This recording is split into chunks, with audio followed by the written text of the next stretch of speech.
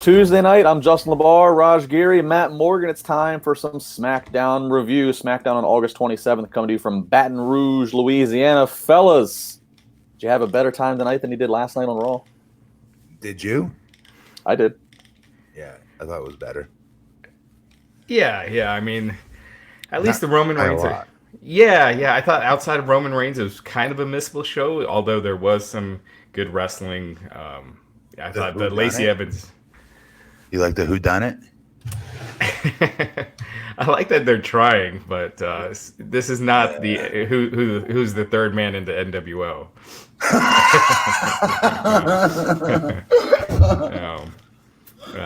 Who's gonna be the third red beard? I want to know that sorry sack, that poor guy. Who? Well, yeah, we'll get to that, as that obviously is what's anchoring the show as we kick SmackDown off.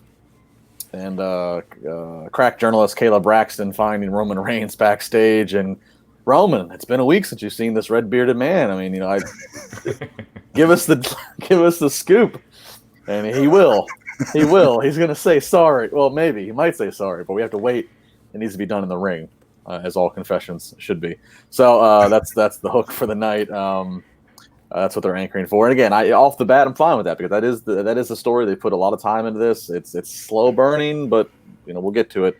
But didn't the guy? I know it's jumping ahead a little bit, but the guy that ended up being the guy they showed tipping over the boxes, he looked just as much as the guy last week as he did Rowan. Don't get ahead of us, Raj. Don't get ahead. You're gonna. I know. That video footage supports both theories. So the red bearded guy with the scaffolding in the study. It's a classic Clue mystery. We will break it down. We get into the arena. Time to kick things off. WWE champion Kofi Kingston hitting the ring by himself. Cuts the promo talking about the back and forth between he and Randy Orton. Talking about Orton making it personal. We end up seeing Randy Orton backstage. He gets the attention yelling "stupid, stupid, stupid," which has been a big thing on all this. And basically, Orton reads a piece of snail mail, as we would say these days, that was written by a Kofi Kingston fan who he reveals to be Kofi Kingston's son, Kai. And in the note, it says that Kofi Kingston cries at night because of Randy Orton. Making it personal, and then Kofi leaves the ring, heads right back to the gorilla, and then a fight ensues here. The snail mail thing, that's kind of threw me off the first place. Matt, what'd you think? Why did that throw you off? Why can't it be a tweet? Why does it have to read snail mail? Why couldn't it be reading a tweet or an Instagram DM? Yeah, it was weird. What kids write letters nowadays? Yeah. Very dated. And again, it shows you that they're being told to read word for word what is written for them. How in the hell did no one interject and say, what? Snail mail? Like I just did. Do you know what I mean? Right. It's scary. I'm getting over this angle. I was hoping it'd be done by now. The stupid stuff seems like it's getting forced now. Then the letter, they just did this last year with AJ Styles and Samoa Joe. Remember with Samoa Joe's wife, Wendy, writing the letter. It just felt rehashed, kind of lazy. I don't know. Yeah, it's weird. I like when they bring personal issues into it and things like that. But it has a shelf life too, right? Yeah. And when they just did this pretty recently, it didn't connect. The fact that they did it recently is bothersome to me. The fact that it's Randy Orton, it's somewhat appropriate because that's kind of been one of those underlying themes in the heel Randy Orton's careers. He's made a habit of getting personal with families. So, I would be fine if they did this, but yeah, the fact that we saw Joe and Styles do it, and then we saw, I think it was Joe going after Jeff Hardy with sobriety. Like they've truly tried to touch on the real issues a few too many times in a too hokey of a way. Yes, that's what happens when you have overly scripted promos. They take the realness, especially when it's a real storyline, like in real life that's really happening like this. By overly scripting it, it takes the heat and heart out of it. Yeah. The other thing too, and this is just minor, maybe, but again, we're all dads here. Orton reads this whole letter, reveals it's Kofi's son, and then he goes on has another 20, 30 seconds to say that I'm going to go see him at the hotel. And then we cut to Kofi, and Kofi's like looking around, kind of like really disturbed, and then he decides to leave the ring. Like, no, as soon as you even, I mean, like, that should have happened 30 seconds earlier. Kofi Kingston should have been out of there, ready to go find Randy Orton, protect his family. I felt like it was a little bit too much. Like, all right, guys, should I go save my son, or what do you think? Maybe he had a promo he was supposed to go out there and talk about. Maybe he was supposed to go out there and talk about something completely different, and then it was interrupted by that. And then, you know what? I'm supposed to cut a promo about something completely different, but you know what? F that. He's talking about my family. Okay, I'm going after him. Yeah, I don't know. I'm really stretching here. I like the emergency fight that happens in the gorilla position there. We don't often see that anymore. But I just felt like, like a Kofi, you need to get your ass going. What do you mean you're going to sit there and wait for their gorilla position? When did I get so hooked up? It never looked like that when I was there. It was black curtains. That was it. Yeah, no, it's been that way. It's been that way for about a decade now. They have this. It's almost like a portable trailer that they set up, and it has like. It's like fake fans. A picture of like fake fans. Yeah, it's paneling walls. They have cool. They have ceiling to floor mirrors so the talent can get one final look at their appearance and get everything. I mean, it's like a portable trailer that they move around and they butt up to the entrance way, and that's like Justin LaBar could not wait to inform me about that, folks. You asked. Great takeaway. You asked. I'm just playing with you. You know what they need to do one of these times with one of these angles? They need to go too far. They need to push the envelope. They need to have how do you go too far? Orton, Randy, or RKO Kofi Kingston's kid. Go old school. That would really, make it seem different. I mean, how long? It wasn't that long ago. He had Stephanie McMahon handcuffed to the ring ropes and gave her a big kiss, in front of Triple H. So it's not that much. That's a far cry from making an 8-year-old bump. That's sexual assault versus child abuse. That's man. He punted her head as well, Stephanie McMahon. He didn't punt her. He was going to, right? He did. I could have sworn he did, and made Triple H watch being handcuffed. I thought he just made him watch him kiss her. I remember the punt and being like, "Oh my God, there's no great way to take that. How did she take that?" Still, no matter. It's different from an 8-year-old taking a face bump. Okay, yes, but still, that's hilarious. Kofi's kid's not Dominic Mysterio. People won't forget that angle though. Real quick, I went back and watched the Dominic promo. I think it was terrible, by the way, about his dad not retiring. I think it was horrible. It just seemed like they gave him a lot to say in that short period of time, but I thought, I thought it was fine. It was better. It was better. Ray had shoe tears in his eyes. That was cool. It was better that it was backstage and not in front of the live crowd, because if the live crowd would have started a what chance or something, that kid would have been thrown off. Yep. Yeah. Sorry. Yeah. All right. Yeah. So we get the brawl in the back, pull apart. So I mean, I like that part of it. I like. I mean, overall, I'm nitpicking here on timing and stuff like that, but overall, I do like this. This is probably one of the most enjoyable stories between Orton and Kingston. Doesn't he need to beat Orton decisively and then move on to somebody bigger? Like, do you know what I mean? He's the champ. Yeah. Well, I mean, this will, again, we keep talking about the move to Fox and what is Fox going to want. I mean, this will be the last pay-per-view for Kofi Kingston as a champion before they go to Fox, right, Raj? Yeah. So, you guys think to take the belt off him before then? I think if not the first show, very shortly after, it goes to like a Brock Lesnar. I really do. Yeah. Yeah, probably. I mean, I think they need to not rebrand, but really get some new blood and some new angles on top going. And we've been talking about Big E. Have Big E turn and do something like that. He's so set for He's just so set for a friggin' singles push. It's not even funny. But don't you think it's gonna be an older star though, Raj? Once I go to Fox, they're gonna panic and bring Cena back or something crazy like that. It'll probably be Brock. I mean, he's under contract through WrestleMania again, so he ends up on SmackDown. I could see that. Yeah. That's not a bad move actually. Yeah. And speaking of Big E, so we see Big E, and I love this. This is so short and sweet. They show Big E coming out of the trainer's room, obviously having just visited Kofi Kingston. He gets interviewed real quick, and Big E just short and sweet says, I know Kofi's going to be ready to go in time for Clash of Champions. I can't say the same for Randy Orton, and just walks off, obviously leading into the match for later. I love this. I love that we saw a different gear out of Big E tonight that wasn't just smiling and pancakes. So this was, I thought, a nice little teaser to the match coming later, which we'll get to. Oh, he looked like going to the ring, that angry, Mhm. pissed off Big E. Yep. I mean, it felt fresh, it felt different, and he looked like, a real badass that could do some damage. So, Because he could. He's a strong man. yeah, He is yeah. bad. So it'd be good to see kind of them switch it up a little. So I'm getting a lot of shock, hate messages about the Kofi Kingston. The RKO doesn't hurt, guys. It could be You fine. wimp. He's joking. Yeah, people RKO each other into the pools all the time. That's fine. Yeah, I'm Randy Orton RKO'd his son into the pool. I'm sitting down powerbombing my 5-year-old Jackson all the time in my pool. Randy Orton's wife RKO'd him on their vacation a few weeks ago.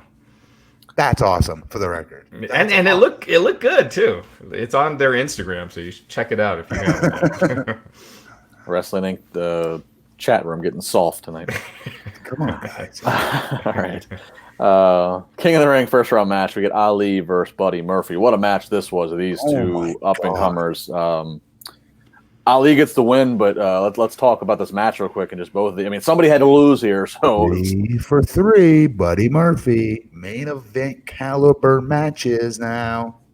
And there was the Buddy chant during the match. Ali looked awesome. I mean, Ali looked great. I always hate what how they, he'll get a win and then it's like back to like a month he's off TV again. So they never capitalize on that. They don't know what to do with him. They know he's over. They know he's good, but he doesn't pass Vince's tests. That's what it comes down to. Vince has just got to step the hell away from the product.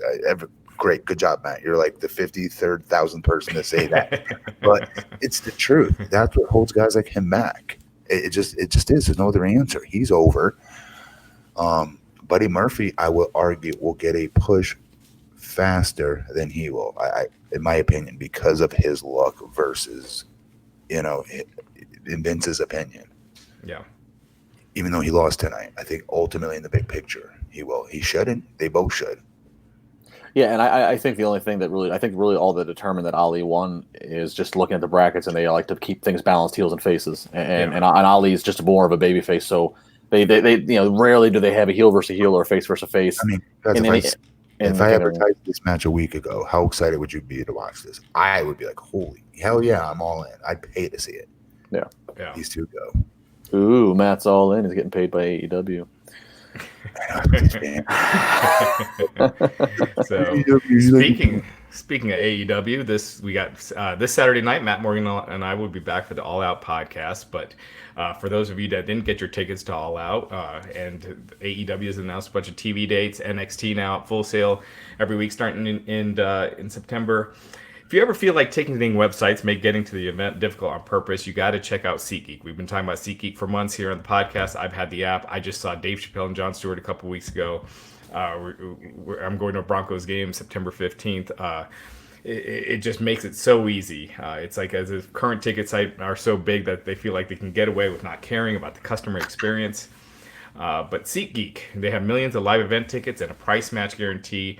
And it proves that there's a better way, whether it's sports, live music, comedy, and more. SeatGeek has the tickets you're looking for all in one place. I mentioned Dave Chappelle. Also, we saw Hugh Jackman before that in concert with my wife. That was her choice. But we have used SeatGeek for we've run the gamut with all the different kinds of tickets that we've been getting. In an industry that tends to stagnate, SeatGeek decided to stand out from the crowd. They built the fastest way to find tickets so you can stop searching for the perfect seat and start enjoying it. If you look at the App Store, you see over 50,000 5-star reviews. So, yeah, how is that for customer satisfaction? It pulls together millions of tickets from all over the web and then ranks each deal on a scale from 1 to 10. And it displays them on an interactive seat map. So it breaks down the details. Green dots mean good deals. Red dots are overpriced.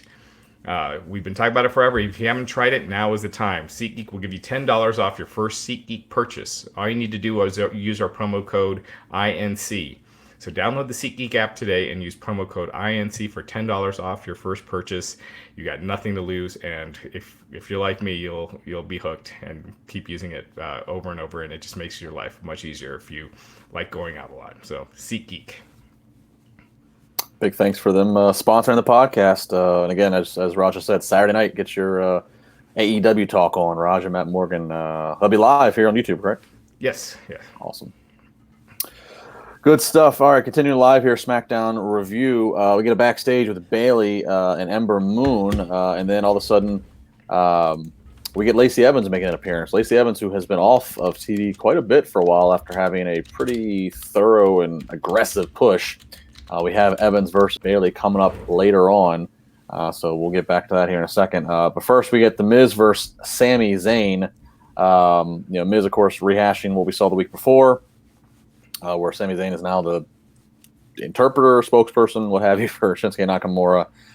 This ultimately turns out into Sami kind of goading Miz in, and Shinsuke attacking Miz, and just a good beatdown here, and furthering the Sami Nakamura alliance, and Miz, of course, does challenge Nakamura for the IC title at Clash of Champions. Matt, how are you feeling about Sami Zayn another week in here with as the spokesperson for Shinsuke? I still think he should be in the ring wrestling. I want to see him get a push as a wrestler, Sami, I mean. Right? Sami, sorry. Yeah. Obviously. But he does a good job. Can't say he doesn't. He does a good job as his mouthpiece. He does. Yeah, I thought Sami was great here. I mean, it's. I agree with you, Matt. I'd like to see him in the ring more, but this is the most entertaining segment that Nakamura has been on. That's a non-wrestling segment in a long time. So it gets Nakamura some steam. Hopefully, they don't just drop it like they did with Paige and the Kabuki Warriors and Really quick though, what do you think makes them make this decision? Because they have countless other guys that aren't very impressive looking physically, stature-wise. They're not jacked, or not 6'4", but they're Sami size.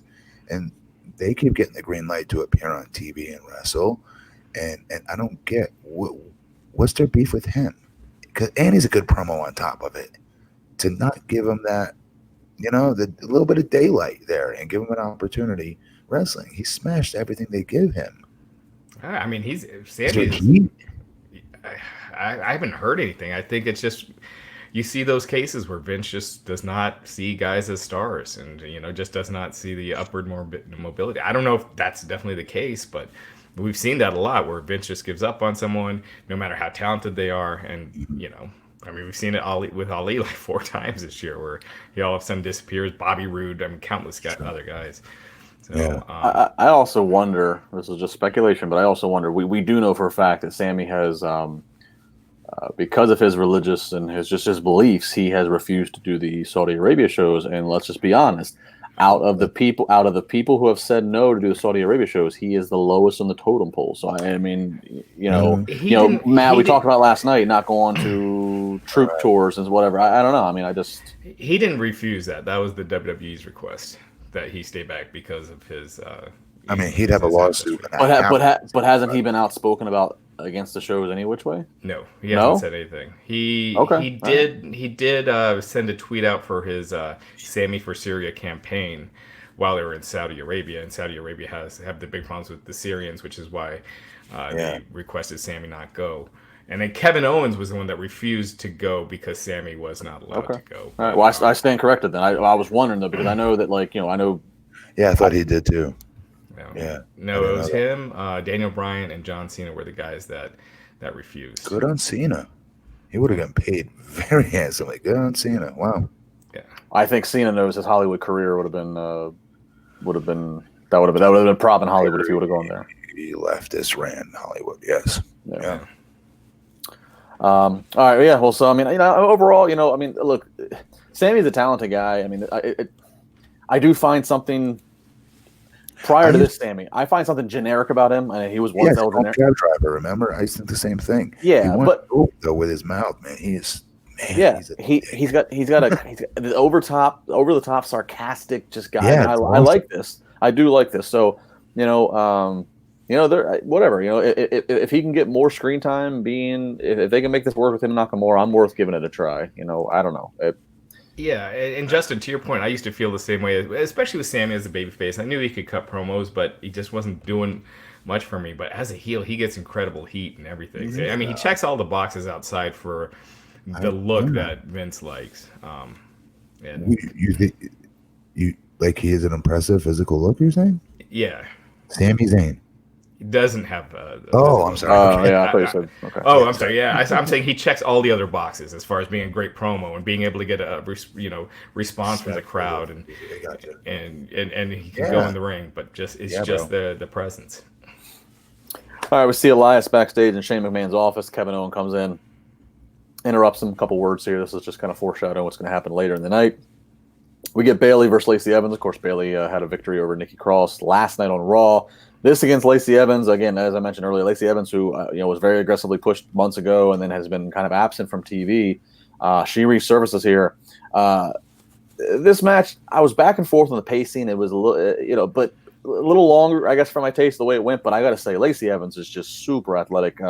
Overall, I was cool with this. They had Charlotte out there, who's going to take on Bayley at Clash of Champions. So I like the fact in the end, Bayley, Matt, she gets the win, and she got it clean. They didn't have Charlotte interfere, so Bayley gets 2 clean victories in a row, which she needs. Not over her. Not over Lacey. You don't want it?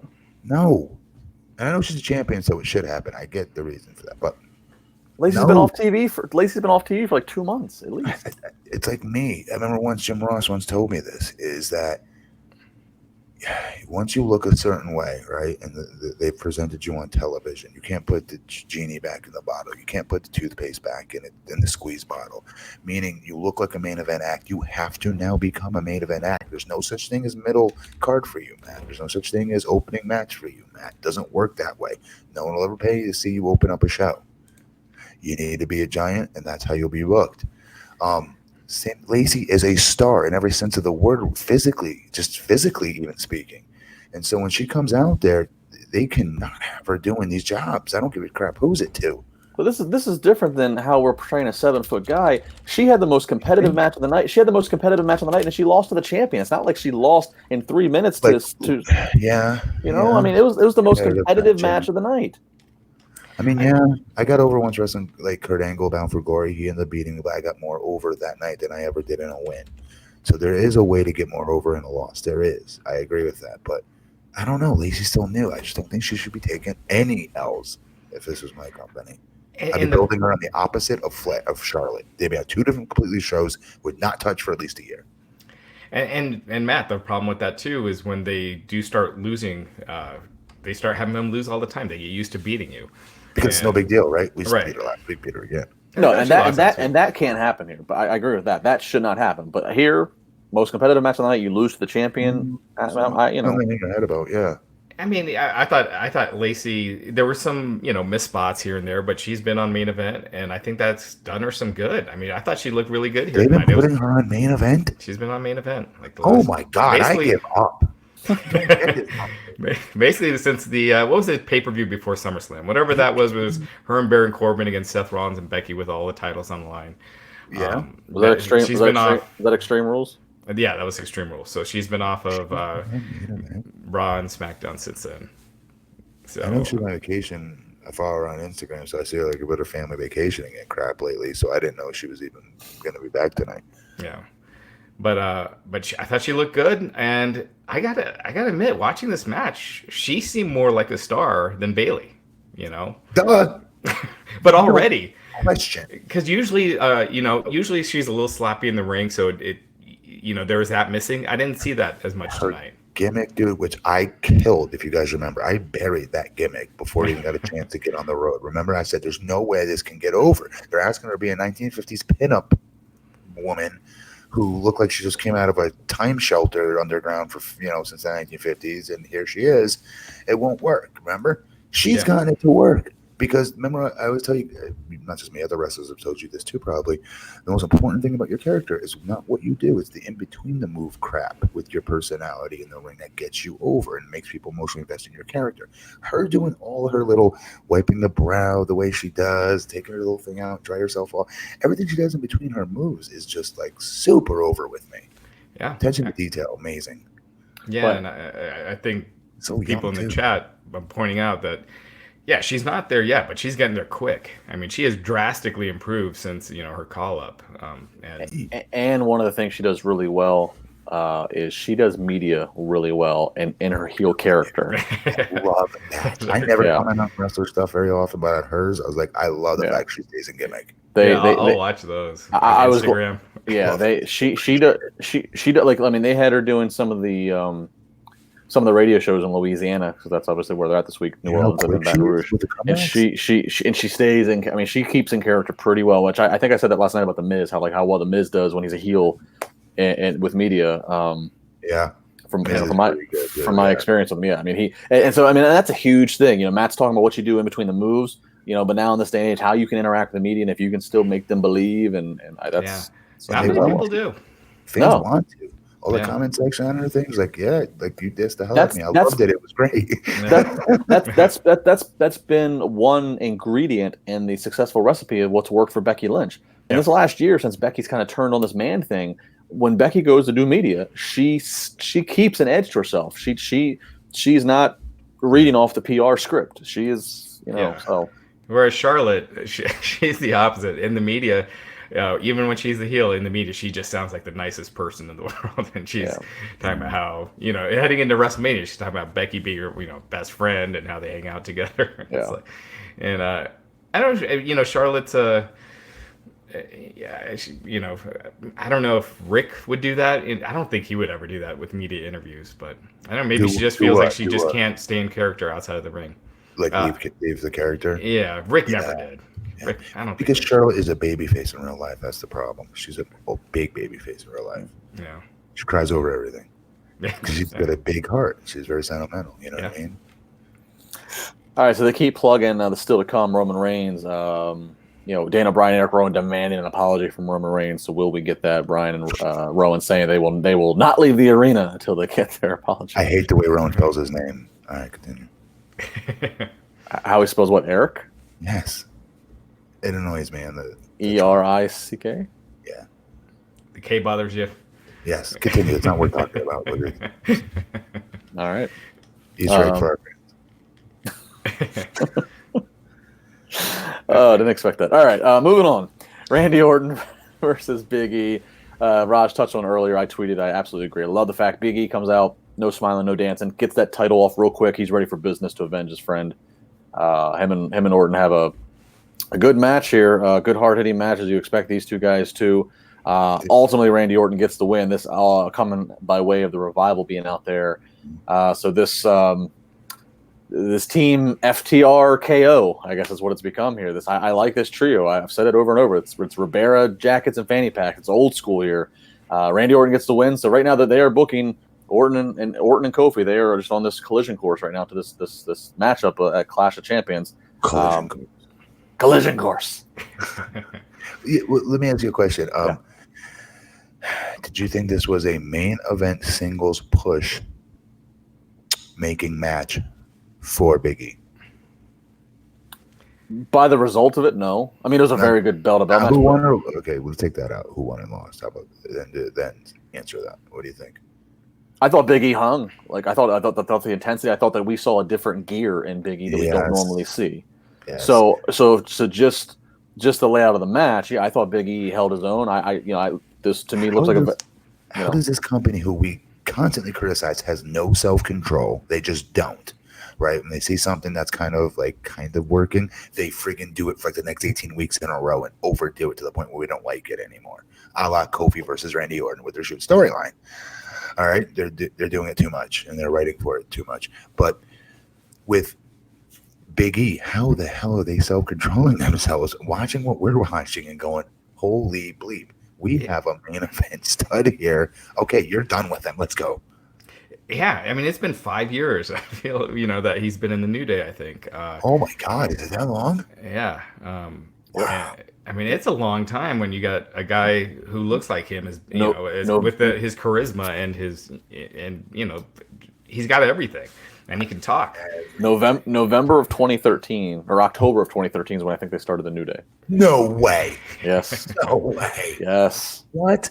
Yes. Well, now, mind you, vignettes. Mind you, the New Day didn't really take off in the identity of what they are in now for about another 6 months after that. But the vignettes and the pairing of these three guys together was the fall of 2013.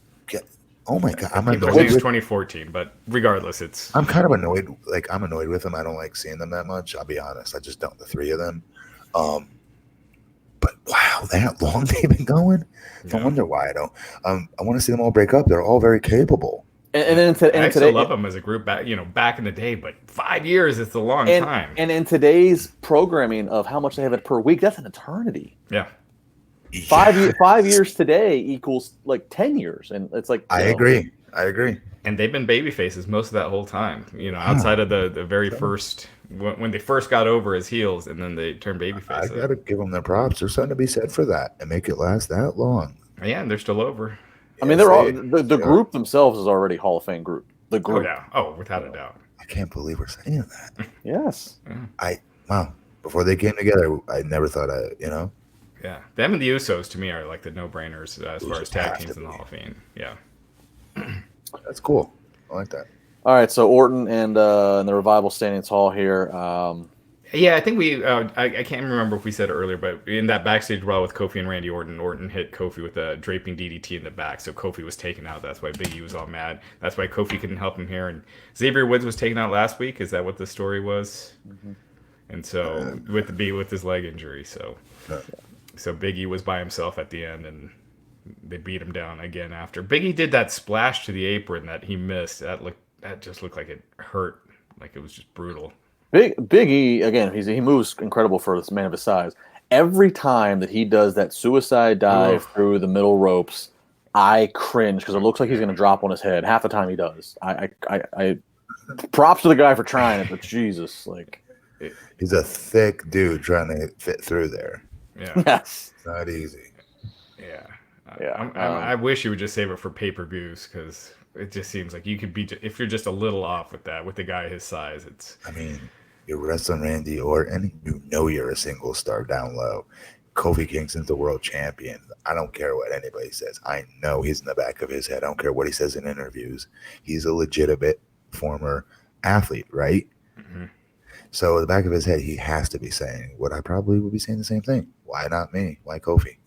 Mm-hmm. All right, screw this. I'm wrestling Orton tonight. I'm going to show them they picked the wrong one out of the group. Well, Big E's been around for a minute. As we talk about, he's 33, so he's in that prime age now where it's got to happen. They made him a heel, a non-talking heel for the most part, a stoic monster, kind of like they did me. Like every big guy has to be, mean face and just sit there with the thumb up their butt, looking tough and jacked, right? But he's shown plenty of range by now, right, Raj? To the point where it's time. You guys can really milk him and get a lot of return on your investment in him. He is ready. Absolutely. We see more Chad Gable backstage, Chad Gable and Shelton, and then more jokes and whatever. They're having a match here later. The height jokes about Gable. We see the vignette again that they played of the whole 24/7 title musical chairs, the Fox event that we talked about yesterday. Then we get Elias. He's chilling on the King of the Ring set, and then he's attacked by Kevin Owens, who was behind the throne. Comes out. They end up fighting. Ultimately, Owens gives him a stunner here. So Elias Owens. So really for Owens, who's been a focal point of SmackDown quite a bit, this was a really secondary role for him tonight. And no Shane McMahon tonight either. Yeah, I agree. Yeah, I feel like they've cooled Kevin Owens off greatly in the last few weeks. Longer. I've hated this entire angle. Yeah. It's like they saw how over Owens was getting at SummerSlam and like, we got to fix that. He might be getting a little too big. We thought for sure his vignettes would bury him. Damn it. And so, like I said, Owens stuns Elias, and then Drake Maverick comes out and ends up getting the 24/7 title. So Drake Maverick now champion. I like Drake Maverick, but I'm done with this 24/7 stuff. I'm a fan because I will have entertainment on my Instagram tomorrow morning. And I'm a fan because honestly, I'm a fan because Drake Maverick, who I'm a huge fan of, thrives in this, and he probably wouldn't be used by them if they didn't have something gimmicky like this. No, because of his size. But all right, so we get the other first round. I think it's the final first round King of the Ring match between Benjamin and Gable here. Nothing much. Gable ultimately getting the win. I hate Gable's haircut, by the way. Why is his hair I'm annoyed short? that these two got slots, quite frankly. I'm annoyed these two got slots in the King of the Ring tournament. They don't deserve it. Yeah, you definitely could have found two better people to have more intriguing. Right? Am I crazy for thinking that? And they haven't explained. They haven't explained that Benjamin. You need some people that can get beat. And so both of these guys could be beat, though, is what Yeah. I'm saying. You know, yeah. And they will be. They've never explained the Shelton Benjamin backstages either, where he's they like, should have split him up so Drew McIntyre didn't have to take an L. By the way, in the first, I didn't like that either. Yeah, they could have Drew get a first round win, especially since so many people expected him to win. Keep him in there longer, even if that isn't the plan, just to keep people guessing. Don't be having a job in the first damn round. Yeah, no one thinks Chad Gable's going to win this thing. No. I hate his haircut. Like a kid, right? I hate his haircut. I hate it too. He looks too normal. Yes, I know, everybody. I'm bald. Oh, LaBar's talking about some guy's hair. He has no hair. I effing hate his haircut. That doesn't mean you can't hate someone else's hair. Exactly. Like, Exactly. Yeah. I mean, Gable, I shave my beard. Does that mean I can't critique a dude with like a 4-foot beard and like, dude, that looks stupid, shave it? No, of course I could. Yeah, absolutely. Well, speaking of beards, Matt Morgan, if you grew your beard out, you might be a suspect. It is just, you are just big enough. You are just a big son of a bitch, and you got this hair that's trying to grow off your face. You might be a suspect. Yeah. You know, we've heard about you might be a redneck. You might be a suspect. Yeah. So Roman Reigns. Sorry, Raj. I'm not cutting you off on that one. No. Go ahead. All right, so we get to the main event spot here. Reigns comes out and he says, I would apologize, but tell me if I should after you see this piece of video. They show the scaffolding come down again, and now we see highlighted a person who looks like Erick Rowan in a hoodie. But it also looked like the guy last week. Looked like said other red beard from last week. Daniel Bryan flips out, starts pimp smacking Erick Rowan. He was hitting him hard. That Erick Rowan has betrayed him, and that he hates liars. And then Bryan makes his way to the ring. Has nothing to do with it, as he claims. Gets speared by Roman Reigns. See you next week, folks. What do you guys think? Daniel Bryan's obviously lying, right? Yeah, it's him. Like, I think the next reveal is going to be Daniel Bryan was also in that video off to the side or something like that, So who's the other red bearded guy? That was just a patsy that Daniel Bryan was trying to shift the blame off to. And so he just paid him? Yeah.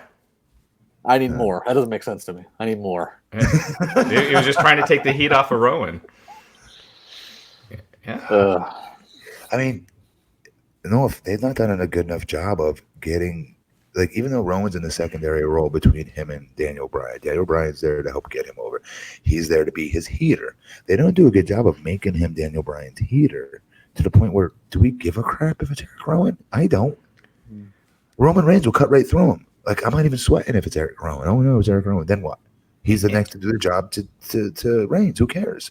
And if it's Daniel Bryan, why is he losing to Buddy Murphy last week? And this is not a dissing Buddy Murphy, but if he's being in this main event feud that has these months of build, he should not be losing at all. Yeah. Is there any way it could still be Buddy Ryan? Jesus, I'm old. Old Eagles coach, folks. Is there any way it could be Buddy Murphy? Is there any way? I don't think so. No, because he's walking way afterwards, way too close to the scene of the crime, right? All we know is that either Daniel Bryan, Erick Rowan, or the bearded guy that looks like Erick Rowan tried to drop scaffolding and T-bone Roman Reigns. They still didn't succeed. So no matter what, they're all terrible assassins. So guys, at the end of the day, the payoff for this is going to be crap. Do you know how ridiculous this sounds when we go back and we talk about it the way we do? That's why I can't stop laughing. I can't believe I watch this crap. Yeah. If somebody else was listening to this conversation right now, they'd be like, "You watch this stuff? What the hell are you watching? A soap opera? Are you watching wrestling?" Well, that's what when we were talking yesterday about the Fox Sports stuff, when they're on Fox Sports and doing the 24/7 title, I would just think if I was watching those segments with my friends and they they saw, they'd be like, "This is what wrestling is now. This is." Here's my question: watched a lot of Attitude Era again lately. When they were on Fox, right, with SmackDown back in the day, weren't they doing way more over the top, risky stuff? They were never on Fox. They were on. They were never on Fox? No, they were on My Network TV and UPN. UPN? Yeah, UPN. And CW, right? Okay. Yeah, CW. Never Fox. And Sci-Fi. But never Fox. Yeah, never Fox. But they were on Network TV with those 3 stations. I mean, those were all considered network at one point. Yeah, but they were doing crazy stuff. That was Attitude Era. So they were doing cars blowing up and. I'm watching the McMahon Helmsley era just formed again. I'm watching it again since I was younger. That was so well. I can't talk. It's so good. Yeah. Yeah, I mean, like I appreciate to an extent because everything is so rushed these days with so much programming. I appreciate the fact that this Who Done It is like really being. Raj digs it. I like the fact that they're cliffhanging and making it last, but the risk is when you run it over this long of a time period, the payoff better be damn good, and I just worry. Mm-hmm. When was the last time we had a long storyline with a good payoff? I don't have an answer. I don't know. Yeah, I do not know. I try to like defend this show by telling people, like, look, what's it? Breaking Bad. A lot of shows on A&E that are really hit shows, and a lot of shows on Netflix. Right, slow burns is the way a lot of the writing's been going. Mm-hmm. You got like, what's the zombie show that came out? Walking Dead. Walking Dead, super slow burn. It drove me nuts the first year.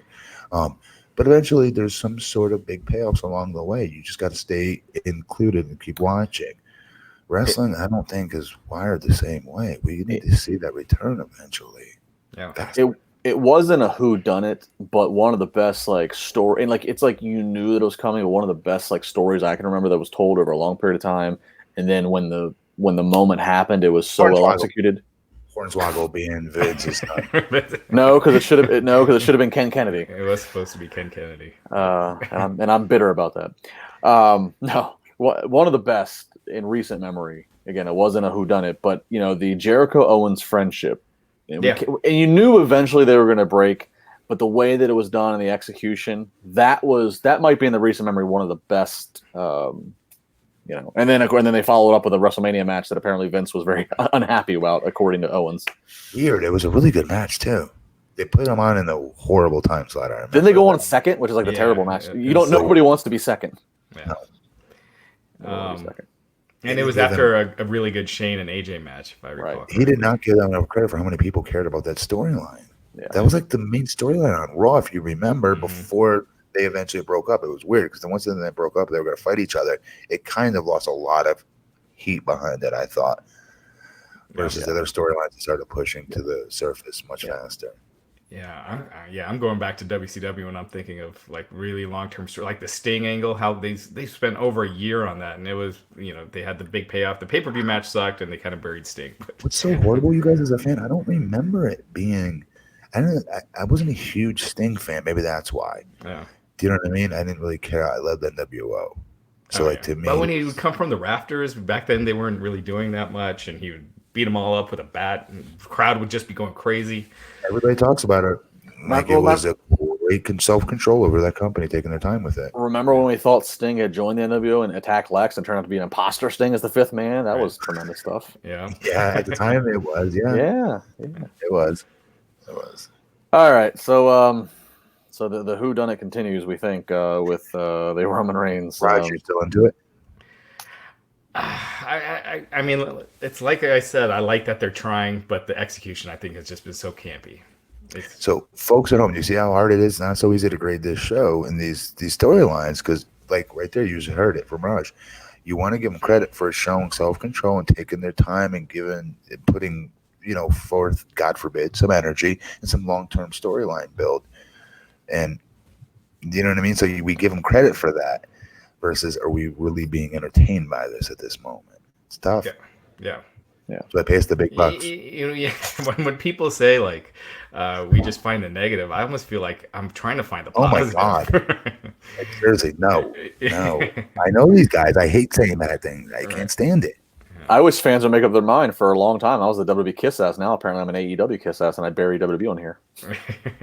Make up your minds, people. What am I? Whose ass am I kissing? I ain't kissing nobody's ass. All right, so that was SmackDown. Did we say had the spear on Daniel Bryan to finish the show? Yeah, I said Bryan comes out, he gets speared. We just we end with tune in next week. I mean, yeah. Again, it's just cheesily done. He smacked the crap out of Rowan. Oh my gosh! I was like, oh man, Rowan's gonna get pissed. He's a big dude. There's gonna be a receipt coming for that. Yeah. Yeah, but with slaps too. I mean, I guess make them look good, right? Yeah. All right, so that was SmackDown. I mean, can you give it a letter grade? Where are we at? What did we give Raw last night? I don't know if it graded Raw. I think we avoided the report We were card for trying to Raw. get to bed last night. It was we got so tired during that show. That's right. Raj was talking out of one nasal. I was half awake. Matt was ready to go. I give him a C. Yeah, the matches were pretty good, but yeah, it was very forgetful. I hated Lacey losing tonight. I didn't like her in this spot. I just didn't. Yeah, I don't know. I just thought it was very skippable. And a skippable show, that's average at best, right? Yeah, 7 out of 10. All right, let's do a couple news stories here before we call it a night. The first one relating to tonight's SmackDown. This coming from Brian Alvarez of the Wrestling Observer. It says Vince McMahon not at the arena for tonight's SmackDown in Baton Rouge, Louisiana. Excuse me. Vince was said to be using the phone, going over things via remote, and then updating that. Dave Meltzer, the Observer, said that Vince was tearing up the plans for tonight's show, and it was heavily rewritten. So take that for what you will on how the show came out tonight. So I feel like outside of last week, that's been the case almost every week for like the last 2 months. Is that this show is just completely rewritten the day of, which, it's got to make it frustrating if you are a writer, because you're in these late night meetings. Some of these meetings are going to like 3 a.m. on a Friday. Get the show written, and it's just ripped up at the last minute. So well, and then if you are a person coming back into the corporate world like Eric Bischoff, who SmackDown is supposed to be your brand entirely to focus on all aspects, not just creative but marketing and merchandise, and the script is constantly getting rewritten after what you've worked on for a whole week. What is that? Imagine working on something, as you just said, Raj, late hours all through the week you're eating and sleeping, you barely have a day off, and then for it to get, as if Meltzer's correct here, torn up and just rewritten. I mean, you never hear executives talking about how Vince is easy to work for. So, yeah. This story, probably the most interesting of the three. It is possible, Matt Morgan, that we could be seeing the Fiend, Bray Wyatt, challenge for the WWE Universal title at the Hell in a Cell pay-per-view that is in October. The Golden One Center in Sacramento, California, the site of where Hell in a Cell's pay-per-view will be, tweeted today and it said the Fiend is challenging either Bray Wyatt, Seth.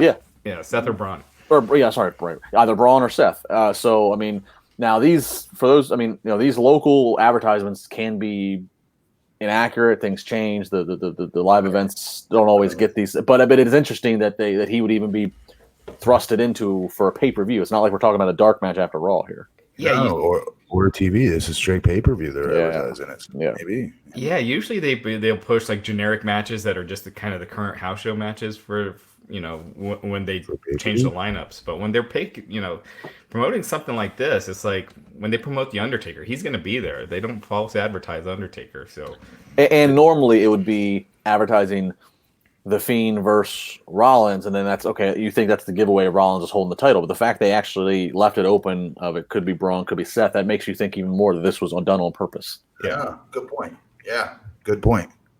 And it seems I'm a huge fan of Bray. He's kind of the highlight of every show, but it seems early. Yeah, it does. You don't want to do either. You don't want to beat him, but do you want him to have the title this early? I don't think he needs it.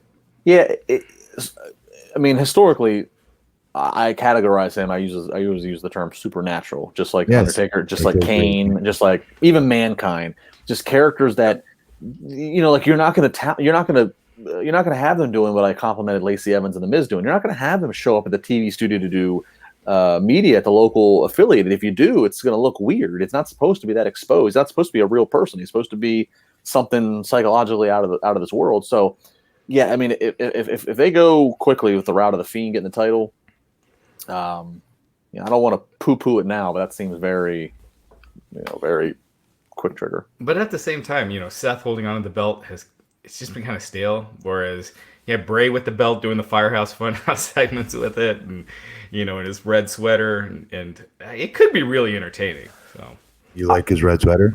I'm a fan of the red sweater. That was pretty detailed here, Raj. If you guys are, Well, the Fiend isn't going to be cutting promos, right? Coming up for championship title looks like $1 million. Oh, in a red sweater. For those of you who are only enjoying the audio version of this podcast, Raj is wearing red right now.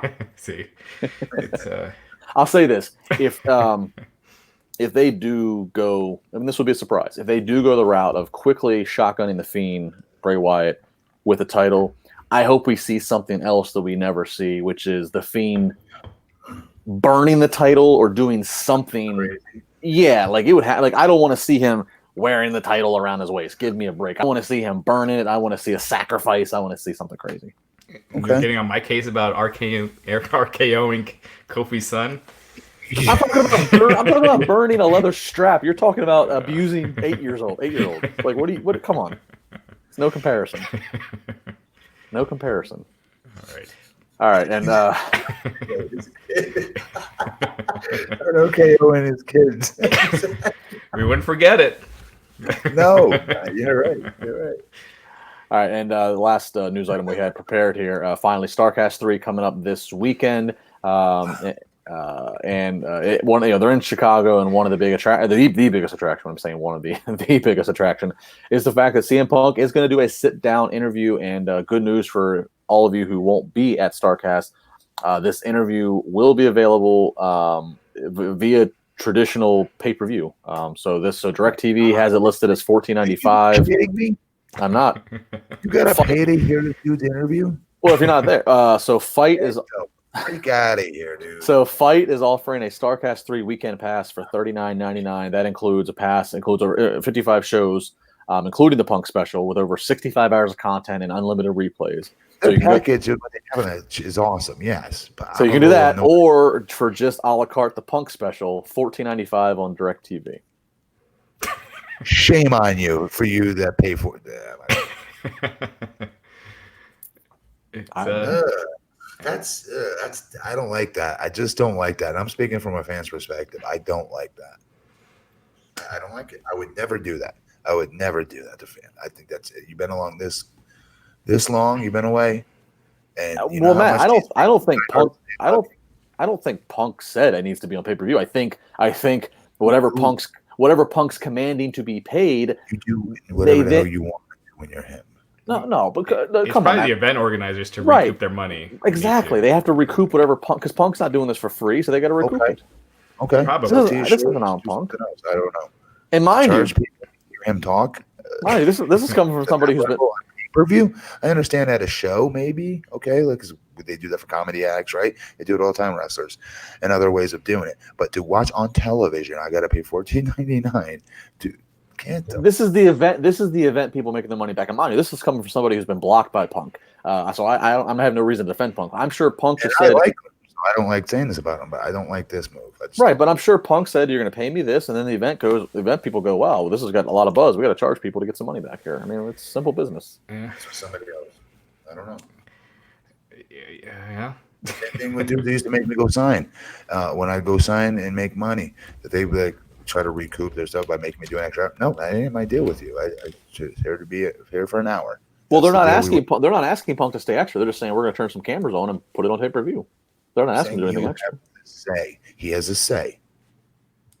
But why would he stop them if he's saying you're going to? Let's say he says you're going to pay me $50,000. If he wants his money, they need to do what they need to do to get it back. And if it works, it works. I think it's ugly. I mean, yeah. I wouldn't do it, but there's a lot. Yeah, I'm not paying for it. You are. Good little mark. Yeah, you are. No, I'm not. Raj wanted me to join you guys this weekend. I'm going to be in the mountains with no service. I'm not even watching the show live. So there you go. Well, why are you going to the mountains? I'm getting away from society, Matt. For real, where we got to go? I will be in the small town of Tunkhannock, Pennsylvania, north of Scranton in northeastern Pennsylvania. It's like you go mountain hiking or something. I thought, no. I'm just getting away. Wow, why are you being so secretive? Because I don't want the Wrestling Inc. fans following me to Tunkhannock, Pennsylvania. Oh my god! I think you'll be all right. Also this Saturday on the website, me and Matt will be back talking All Out, but we also will have coverage of NXT Takeover, NXT UK Takeover Cardiff, and New Japan Royal Quest, which are kind of going head to head on Saturday. So it's gonna be a busy Saturday. So it'll be nuts. I'm gonna watch it all. Yeah. There you go. All right. So Wrestling Inc.'s the place you need to be nonstop. Make sure you follow all these guys on social media. Tune in this weekend. It's going to be a really big weekend, as Raj just outlined. Again, I want to give the cheap plug. If you're going to be in the area, if you can get to Wheeling, West Virginia on September 13th, we got Kevin Nash coming in for IWC Wrestling and more of a great card. So check it out there. And, of course, coming up next week, 1995, you can come and watch Matt Morgan on the Wrestling Inc. Raw Review podcast. Until next week, we'll see you then. Thanks, guys.